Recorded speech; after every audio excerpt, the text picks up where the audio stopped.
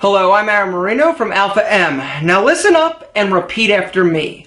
Susie sells seashells down by the seashore. Got it? Ready and go. Yeah, alright, pretty good, but let's try another. Peter Piper packed his pants with pickled peppers. Go. Not bad, but it could be better. And so today we're going to go over 3 specific things that we can do to improve our speaking skills. Because being well spoken is a critical aspect of being an effective communicator. Tip number 1 is all about the filler word. We're going to figure out what it is, if you use it, and how to correct it. So I was taking off my man thong and I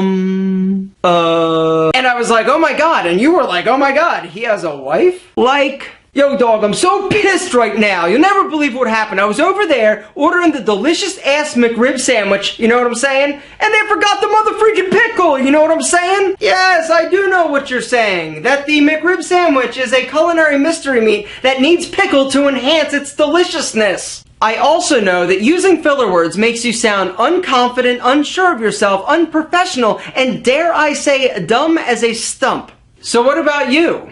Do you use filler words? And if so, what is it? If you're not sure, ask your friends or family, because if you don't know, I'm sure they will. Because that's exactly how I found out that I use the word all the time. Tracy one day, about 6 years ago, came up to me and was like, you say all the time. I was like, I do? I told her to start pointing it out. Every time she noticed or heard me use the word she would say, And that was my cue to start paying attention, but something remarkable happened. After a little while of being ultra aware of myself, I would actually start correcting myself. When I'd say I'd be like, and it was really awkward and uncomfortable when I was having a conversation with somebody else. And eventually I stopped. It took hard work being hyper aware of what you're saying and a little bit paranoid, but eventually I kicked it, and so can you. And a great tip I would give to you is when you're talking and you feel it coming on, just pause and pick up where you left off, and eventually you will be able to kick the filler word habit. The second and third tip kind of go hand in hand, so we're going to deal with them together. 2 other key elements to consider when analyzing your verbal virility is the speed and the clarity in which you speak. Speaking too fast, speaking too slow, or mumbling are surefire ways to lose respect and credibility. And if you're saying to yourself, whatever, Alva, you don't even know what you're talking about. Oh yeah, Mumbles? Well, let's do a little experiment and you judge for yourself. I can see your point, but I'm going to respectfully disagree. Whoa, slow down, jockey. There's no race. You're not going to win anything. There's no prize. But not too slow, or you'll sound like you need protective headgear. Hey, Alpha. And if you mumble when you speak, you might sound like this. I can see your point, but I'm going to respectfully disagree. And unless you're drunk, you've got no excuse. Check it out. I can see your point, but I'm going to respectfully disagree. Your ability to speak and deliver your message clearly and concisely is a critical part of the effective communication equation. By identifying where you're weak or lacking and making a conscious decision and effort to work on your dialect deficiencies is going to ultimately pay off for you big time, brother. So until next time, gentlemen, I want you to slow down, but not too slow, or else you're going to sound like you need to ride the short bus. Am I allowed to say that? Enunciate, gentlemen. Don't worry about what your friends are saying. If they're using a specific flow? Get the marbles out of your mouth, Mumbles. I want you to enunciate. Slow down. Every syllable in the specific word. You need to pronounce it. And don't worry about what your friends are doing. Don't worry if they're like, yo, what are you talking all pretty about? Be like, yo, I'm trying to do something with my life. And you won't be taken seriously if you're mumbling, if you're using all these filler words, and if you're talking too fast like I'm doing right now. Gentlemen, I want the best for you, so go out and get it. Peter Piper packs a pickled pecker. Susie sells seashell. Piper's pants are packed with a particularly puny pickled pecker. Pickled pecker. Really. Pickled pepper.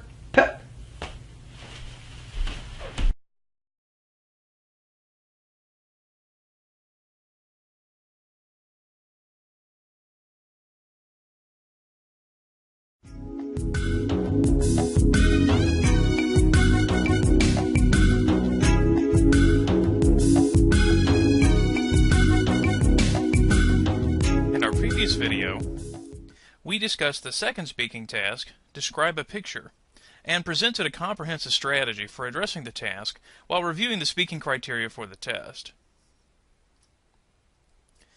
In our video today, we're going to be looking at questions 4 through 9. Respond to questions and respond to questions using information provided. Let's go ahead and look at the first task, questions 4 through 6. Once again, we'll be using the TOEIC sample download from ETS, the Speaking and Writing. You'll see the link at the bottom of this video.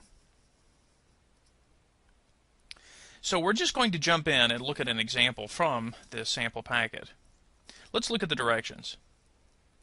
In this part of the test, you will answer 3 questions. For each question, begin responding immediately after you hear a beep. No preparation time is provided. You will have 15 seconds to respond to questions 4 and question 5, and 30 seconds to respond to question 6. Now, during the test, you will hear this information, so let's read it. Imagine that a Canadian marketing firm is doing research in your country. You have agreed to participate in a telephone interview about television viewing. Question number 4. How often do you watch television? Question number 5. What kinds of programs do you usually watch? Question number 6. Describe your favorite television program. Now remember, on the test, you will get each question, and then immediately a beep will follow to provide time for you to respond. So as they said in the video, questions 4 and question 5, you will be given 15 seconds to respond to 4 and 15 seconds to respond to 5. The final question, question 6, the third, you'll be given 30 seconds to respond. Now for these question types, you will see the questions appear on the screen. So what do we notice? Well, again, the questions all relate to the same speaking prompt. But not much time is given for those first 2 questions, while the third requires a longer response. But you'll probably notice that you're given no preparation time. Basically, the only time you have to prepare is when the narrator actually reads the question to you. So the first thing we need to identify is what exactly are they looking for in these question types. Well, again, for questions 4 through 6 and 7 through 9, they're looking at all of the things we've addressed in the previous videos: pronunciation, intonation, grammar, vocabulary, and cohesion. And again, if you need to review that information, I would recommend going back and looking at the previous videos. Today, though, we're going to look at the 2 new criteria: relevance of content and completeness of content. So the scoring guide, again, 3 is considered the maximum score. But let's look particularly at how they describe what they're looking for in terms of the responses, because some of these questions look like they could actually have very short answers. Well, the first thing to recognize is what they want is a full, relevant, and socially appropriate reply to the question. So the idea here is, if you were to hear this question in real life, how would you answer it so that it could be understood? Now, in the questions 7 through 9, which we're going to be looking at a little later in the video, we do also have to make sure that we're looking at information from the prompt in an accurate way. So in questions 7 through 9, they'll actually give us a visual graphic that we have to look at and answer questions. But the key that I want to focus on here are these ideas of what is considered relevant and what is considered full, because these are the 2 ideas the TOEIC seems to be focusing on. So again, we want to make sure that when we give an answer that the vocabulary is appropriate, and that of course the structures fulfill the demand of what the task is asking. So we're giving answers that are at least somewhat grammatical. So again, 3 is the highest score, 2 is kind of, again, in the middle. Notice that there is, you already see from the 2 level, some negative information in the response description. So for example, it says it's not complete or fully appropriate. So really the key here is, in order to get a 3, we have to meet certain minimum goals here. So let's take a look at those. So first off, when they refer to the idea of relevance, relevance is referring to how accurate our response is. For example, in the first question, how often do you watch television? The basic idea here is that we have to give an answer that directly answers the question, and it has to be logical. So, for example, here's an answer. I watch TV about 3 to 5 times a week for about 4 hours each time. So in this case, notice it directly answers the question itself. It's relevant to the question. A lack of relevance, so in other words, something that would get you less than a 3 score, would be giving an answer that does not answer what the question is essentially asking. Now, when they talk about completeness, the idea of completeness is referring to how in-depth the response is. In other words, did we give just a 2 to 3 word response versus a 20 or 30 word response? Now, of course, that's not necessary for every question. You'll see more of this when we get to the third question, which requires more time. But did you attempt to elaborate on the response instead of just directly answering the question? So, for example, in the second question, when it says what kinds of programs do you usually watch, if you said something like news, well, again, that might be relevant. In other words, it does answer the question, but it's not very complete. It doesn't give us much more than that. So the first thing we need to recognize is we need to give, good information to the response, but also give information that seems a little more in-depth. Now this brings us to our first TOEIC hint. And the idea we need to remind ourselves is that the test itself is scored holistically. And I think that becomes a lot more important as we reach the more difficult tasks on the test. Now remember, holistically means that they're looking at your score overall, as a whole. So for this task, we need to make sure we give a relevant answer, but we also need to make sure it has some form of elaboration. Now once again, some of the questions are fairly easy, but I don't think they want just a one-word answer. We need to give a little more information. So, keep in mind, though, we could say a lot of things, but if we don't say things that are relevant, that's not going to help us either. We have to give information that does both. So we have to be able to integrate all of those criteria, our pronunciation, our intonation, vocabulary, grammar, and so on, in our responses. Now, let's demonstrate here using that first question, how often do you watch television? What I'm going to demonstrate now are questions that meet one of the criteria, but then the final one will meet both of them. Let's take a look. So for example, here is an answer that's relevant but not complete. A lot. Okay, it definitely answers the question but doesn't give us a lot of information. Here is one that doesn't satisfy either. Nope. Notice in this case, this is not a yes or no question. We have to give information. And of course, since it's only one word, it's not complete either. Now, my general feeling here is that you have to give an answer that's at least relevant. If you don't give a relevant answer, whether it's complete or not doesn't matter. You must give at least a relevant answer. So at least in the first example, you would receive some score, whereas in the second answer, you would probably receive nothing. Here's one that's not relevant, but it is complete. Television is a wonderful medium where people can learn much about the world. Again, sounds really nice, except it doesn't answer the question. So in this case, you might receive a 1, perhaps even a 0.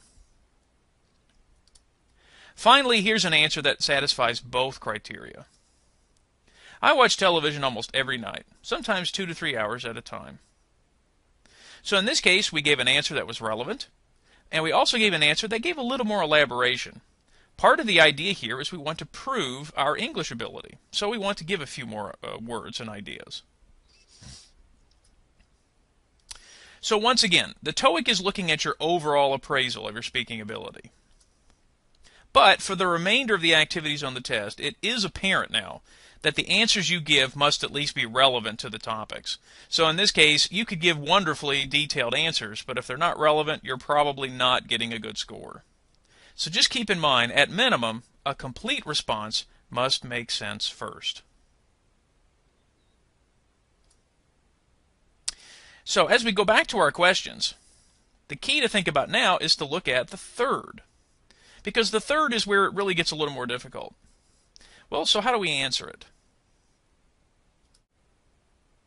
So for the third question, how do we answer it? Well, let's look at a couple of basics first. It does seem quite apparent that the third question requires more elaboration. because we have 30 seconds to respond instead of 15. So that is the expectation.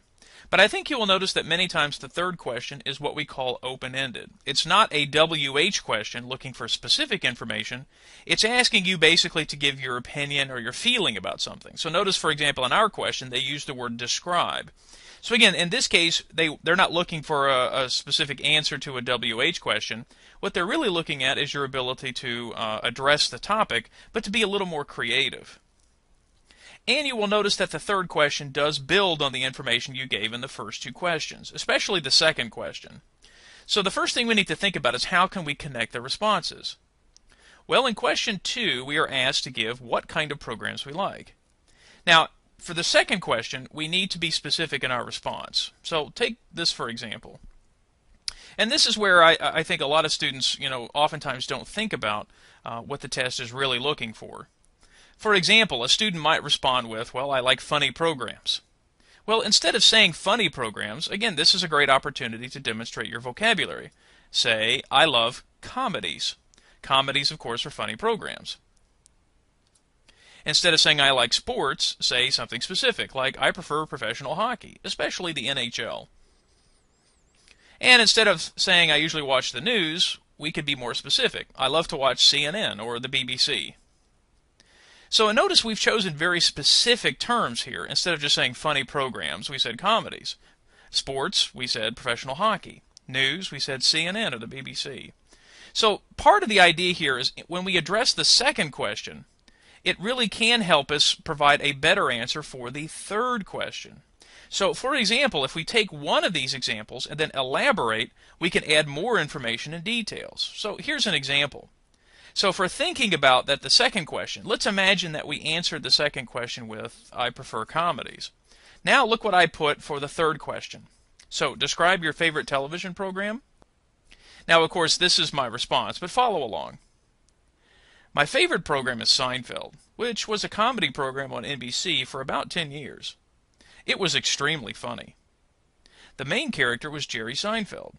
He was a comedian who lived in New York City, and he had 3 friends. George, his best friend, lied all the time and always got into trouble. Elaine, his ex-girlfriend, and Kramer, his wacky next-door neighbor. I watched this show faithfully every week to see what kind of adventures they would have. Now, first off, you'll notice the response was 30 seconds, or around 30 seconds. And I think that's certainly important. We need to think about filling the time when we give a response. So I think that's the first thing we need to address. Is filling the time important? Well, again, the TOEIC doesn't actually specify that you must fill all 30 seconds, but I think it's probably a good idea to do so. This does relate to that idea of completeness. So again, when they're listening to your response, they want to see, did you give an answer that basically filled most of the time with good information? Now, we'll talk more about this when we look at our next videos, when we talk more about giving free responses. But for now, let's examine some basic information. So I think that's the first thing we need to address. Is filling the time important?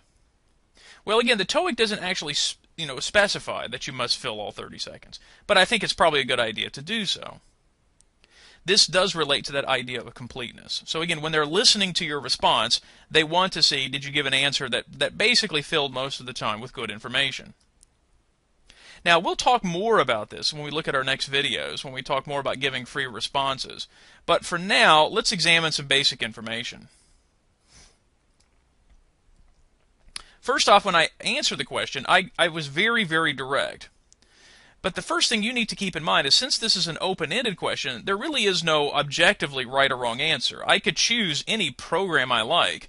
No program is going to be better than another. I'm not going to get a better score if I say I prefer the news instead of comedies. The most important thing is the answer has to be relevant first. But notice what I did. I gave a very brief introduction. I identified the program. So instead of just saying my favorite program is a comedy, I actually got very specific. I said my favorite program is Seinfeld, which was a comedy on television for many years here in the United States. Then, when I described the show, I got very, very detailed. I gave names of characters. I described where Jerry lived, his profession. So I got even very specific here in my response. And then notice the question doesn't exactly say why I like these shows. Why is it my favorite? But I did include at least 2 reasons. If you notice, I said at the beginning, I found it extremely funny. And even more important, I watched it because I wanted to see what kind of adventures they would have. So in this case, I gave at least 2 kind of basic reasons as to why this was my favorite program as well. So again, it doesn't say why, but I think that was part of the idea of the question. If I'm describing my favorite program, I probably should include at least a reason. And this is something to think about for all of the question responses on this part of the test.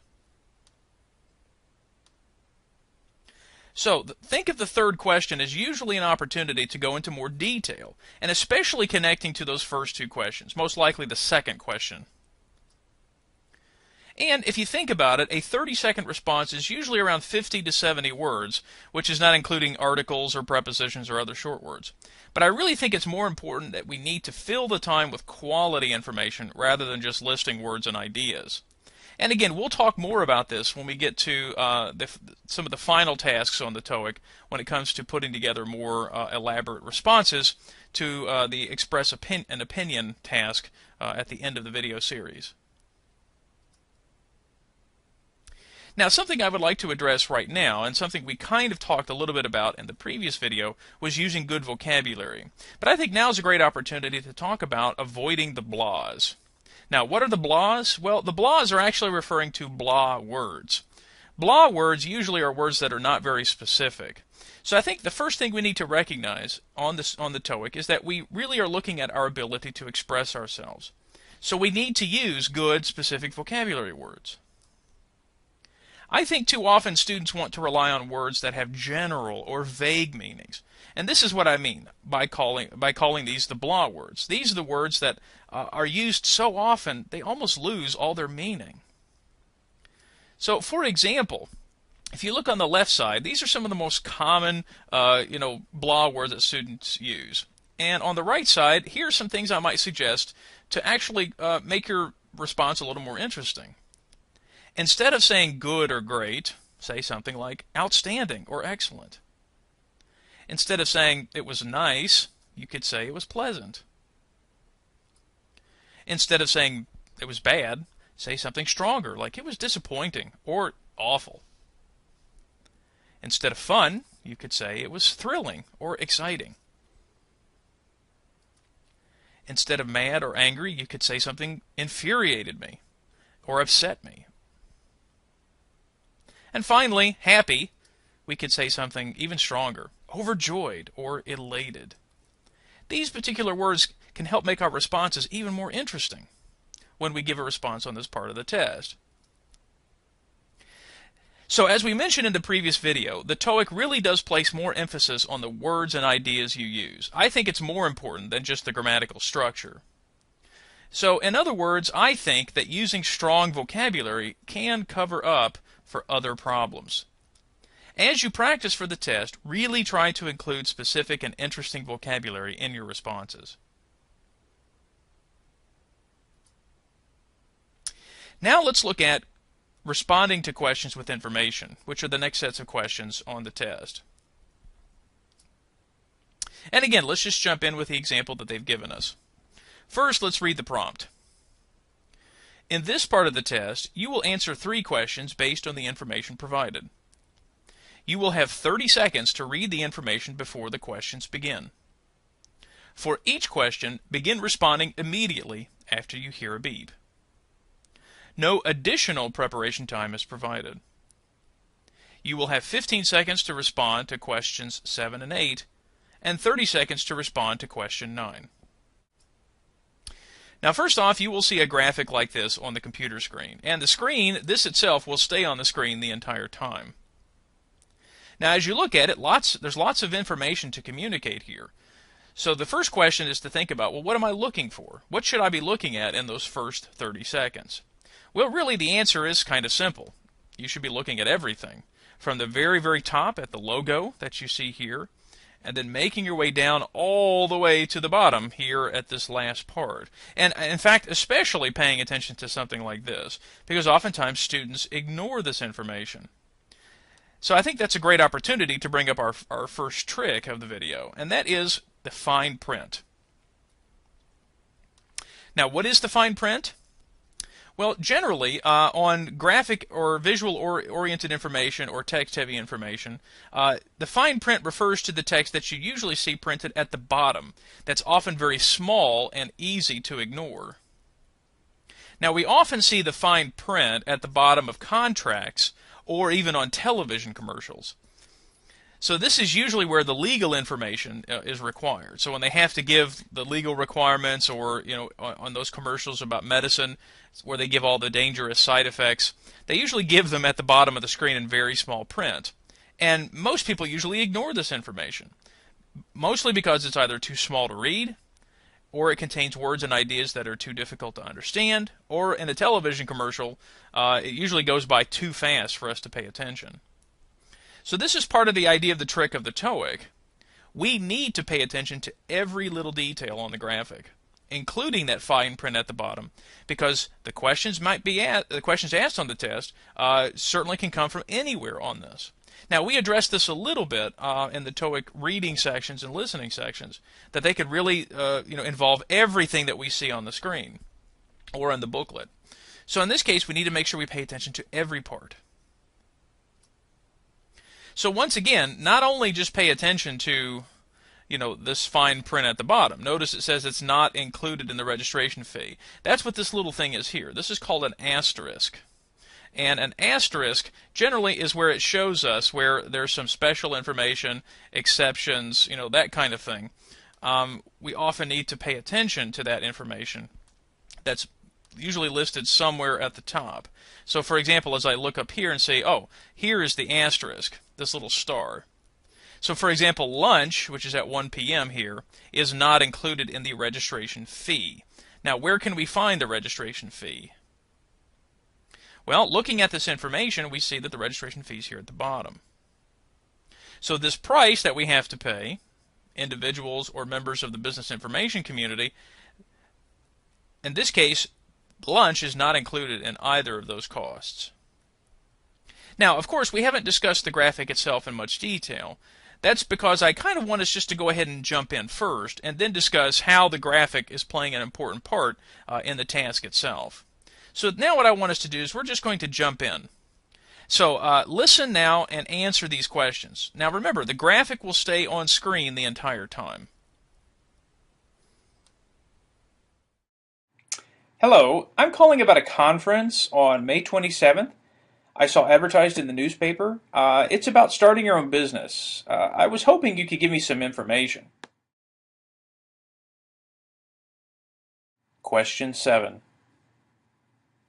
Could you tell me what time the conference starts and how long it will last?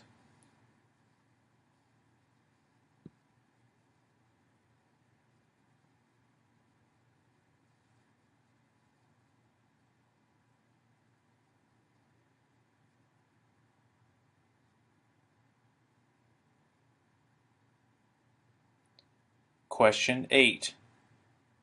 How much does conference attendance cost?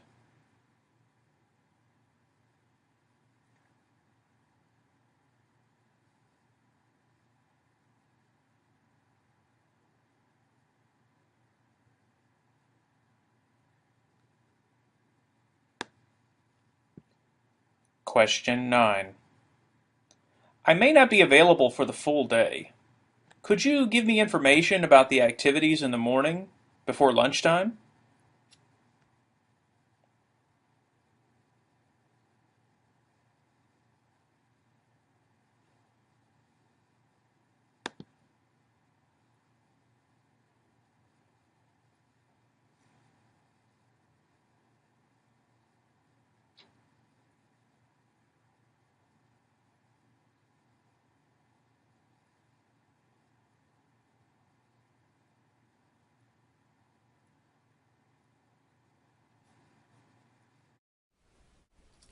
Okay, now let's look at the answers.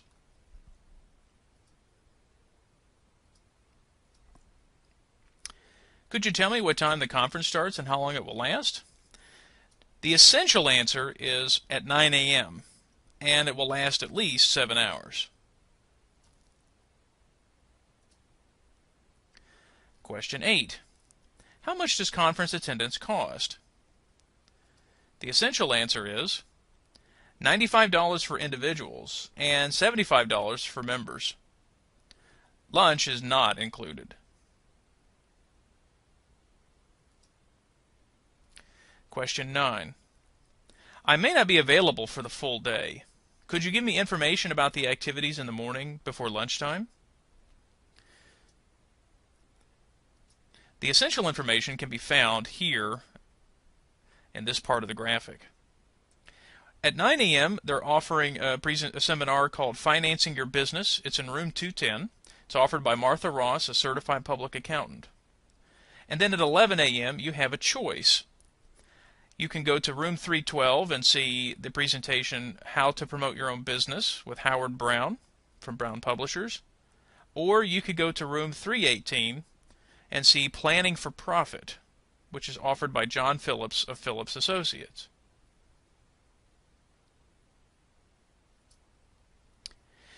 Now, what do we notice in the response? Well, first off, we notice that the prompt is usually some written text or graphic, and the questions are basically going to follow from that. Now, much like questions 4 through 6, the first two questions are shorter, while the third one is a little longer to allow a little more depth. However, one big difference is, unlike questions 4 to 6, we do not get to see the questions. In fact, we don't get to see any other visual information except for the graphic. And once again, we have to give relevant and complete information. So I think that's part of the trick that we notice here, is that on the graphic, we had some choices and extra information that we had to include. Now, this is what I mentioned earlier. Going back to a concept we discussed back in the TOEIC reading video series, and that's the concept of genre. If you remember, the genre is basically a way to kind of think about the organization of the written text, and it allows you to kind of quickly prepare for a response. So the idea here is that genre is referring to the type of that text. Now remember, on the TOEIC, we usually will see these types of readings on the test. Advertisements, conference schedules, travel schedules, receipts, announcements, meeting agenda. These are the more common types of TOEIC texts, genre-related texts that we see. And the idea is that each one has a certain organization and expectation. Now, the idea here is that many of them make perfect TOEIC speaking prompts. If you think about it, they have logos and slogans. You know, like in our picture, we had a slogan and a logo right at the top. They include lots of numbers, especially times and dates. They include locations, people's names. And they also share a somewhat similar organizational style. The idea here is that you can kind of look at these and quickly read them in a short period of time. Remember, on this part of the test, you only have 30 seconds to look at the information. So they don't want to give you things that have a lot of text. Instead, they want to give you something that is very graphically organized. So in our last kind of comment here, the idea is that by looking at this information and noticing how it's visually oriented, we really need to pay attention to its organization. So again, the more familiar you are with these types of readings, the easier it will be to find the information you need very quickly. So again, notice with the format, here at the top we've got the date, the location, and then the actual offerings of the seminars. The key is to think about, again, how this information can be organized visually. And of course at the bottom the cost, and we mentioned before that fine print. Now we discussed this quite a bit in the TOEIC reading video series. But again, I want you to look at the potential areas for tricks. Again, right in the middle of the text we have a choice between two things at 11 a.m. So that particular trick here is something we do have to pay attention to. That fine print we mentioned before, the asterisk that you see here connected to information we saw at the bottom. Finally, with the registration fee, we had to pay attention is that there were two different fees for people who were not members and for people who were members of the Business Information Center. So again, we have to really make sure we pay attention to the organization and format of the graphics that you see, and really kind of recognize how that information could be tested on the test. Now remember, the first two questions are usually going to be fairly simple. We need to be able to identify the information very quickly and visually. The third question obviously is going to require more time, but keep in mind, it is not a creative response. It's information based on what you see on the screen. So that's really one of the differences here with questions 7 through 9, is that questions 7 through 9, all of the answers will involve information we see from a visual text or graphic like this.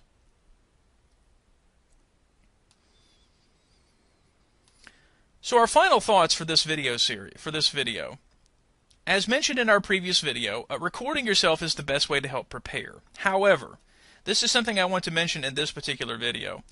It would be very difficult for me to recommend other resources to help you prepare for this part of the test. Because really, the specific nature now of these questions, you really do need a good preparation textbook to help you with the rest of this series, rest of the part of the test. So again, I've mentioned this before, but I would highly recommend getting the Grant True book, Tactics for TOEIC Speaking and Writing. You can find this from Oxford Press. And again, it's included on our website. You can kind of find the information that you need.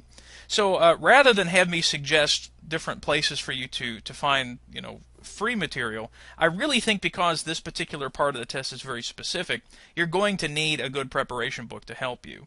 And after that, that would be the perfect time to record yourself giving answers, because at this point, you're not given any preparation time. So, in reviewing the questions and comparing them, let's look at questions 4 through 6 first. Remember that all of the questions are related to each other, and each one builds on the next question. Remember, you're given no preparation time to prepare for them. The first two questions are shorter than the last one. Remember, you're given only 15 seconds to answer the first two, but 30 seconds to answer the last one. Remember, the third question does require more elaboration. And you are allowed to see the questions during this part of the test. Questions 7 through 9, however, are related to a written prompt, which usually is graphic in nature, and you have to use that information to answer the questions. Remember, you're given 30 seconds to read the text, but after that, no additional time to prepare for the questions. Remember, the first two are shorter than the last. So again, the first two questions you're given only 15 seconds each, whereas the last one you're given 30 seconds. And again, that third question will require more elaboration because you have to give more information. And finally, on this part, you are not allowed to see the question, but you are allowed to see the graphic the whole time. So in this case, we're going to finish the video here by mentioning that, again, with these last few tasks on the TOEIC, you're really going to need some very specific preparation materials. So once again, I would recommend going to the ETS's website. There are lots of other helpful products they have to purchase. Again, I've recommended the Tactics for TOEIC textbook series. That's by Grant True, both the listening and reading, and especially here the speaking and writing. Remember, the speaking, the great thing about the textbook is it includes actual examples, and I think that's what you need in order to really understand what the test is looking for. And finally, we do have a new preparation website, which you can find the link at the bottom of this video. But once again, just as a final word, most of the tasks we're looking at in this video and the next two videos are going to be very specific in nature. So I would really recommend buying that Tactics for TOEIC textbook series. It's really very good. Thanks for watching. We'll see you next time for video 4, Propose a Solution.